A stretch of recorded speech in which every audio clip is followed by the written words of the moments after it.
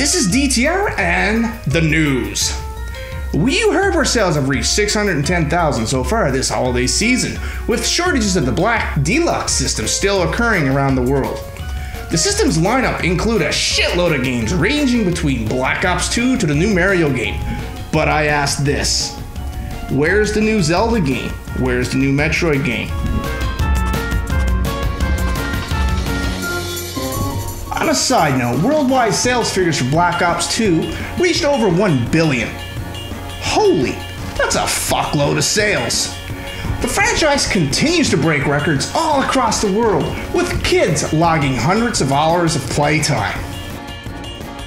In related news, a new study was released from Harvard University warning that obesity in kids is rising. They were unable to determine the cause. A while ago, Square Enix announced a Final Fantasy X on the PS3, which would be an HD remake. We did some searching, but I couldn't find any info on the possible release date of the game. Will this remake go down to the same page as Final Fantasy Versus 13? Sad days for all of us old school Final Fantasy fans.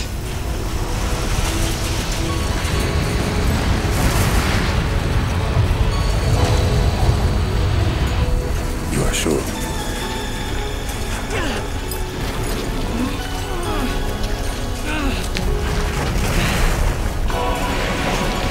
This is it.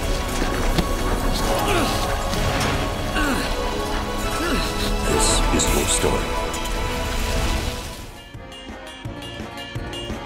A new demo that has popped up over the past few days is Rayman Legends on the Wii U. This system has been criticized for its CPU clock speeds being set to 1.2 GHz. 1.2 GHz? What were they thinking? This is really bad, and will force developers to really optimize their programming.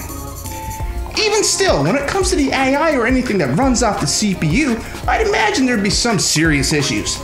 Let me put it a simple way. The Samsung Galaxy S3 has a higher clock rate than the Wii U when it comes to the CPU. That being said, its strong point is the GPU, which is a custom ATI graphics card, which is speculated to be based off the 4770. It's not a bad GPU, but again is sort of a slouch when we have cards as powerful as the 680 or the 7990. Franchises such as Zelda and Metroid have yet to be announced, and these are the ones that will really make or break the system. Cliff Bleszinski, I think that's how you pronounce it, retired from making games a few months back. Went to Rome or some shit, got bored, and now he's starting up a new game IP. His contributions to gaming thus far have been Gears of War and the Unreal Engine, and a shitload of other IPs.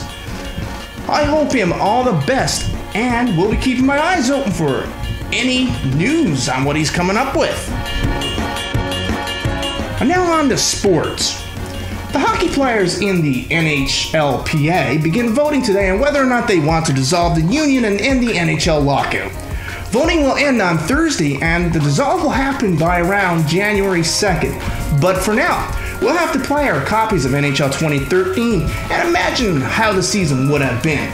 If you never got your copy of it earlier this year, you may have had an issue finding a copy, seeing as it's been sold out in retailers across the world. And now, the weather. In North America today, we have sun for Monday, Tuesday, Wednesday, and Thursday, and we also have rain and snow for Monday, Tuesday, and Wednesday, and Thursday. Temperatures range from -10 to +30 across these days.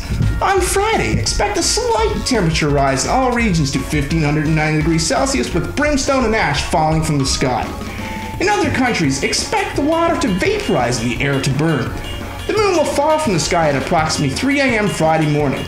Later, around the afternoon, expect a bright flash from the sun as it ejects its corona, and approximately 8 minutes later, when the ejected corona reaches the Earth's crust, expect it to vaporize instantaneously up to a depth of about 8 kilometers. Temperatures will slightly rise from 1500 to 2500 during this process, so everyone be sure to get some good sunblock and book your flight out of the inner orbit of the sun. Good luck and Godspeed. In entertainment news, the cast of Jersey Shore are especially excited for all this hot weather because that means they can spend less time tanning and more time drinking, fighting, and knocking each other up. And that's it for the news. This is DTR from the Like and Dislike Show. Communicate later, fuckers. Arr.